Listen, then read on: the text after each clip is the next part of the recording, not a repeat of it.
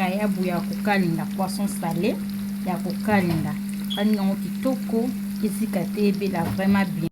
Okati matungulu nango kitoko, okati poivron rouge, poivron vert, aubergine, solo yango wana mibimba po epanzana te.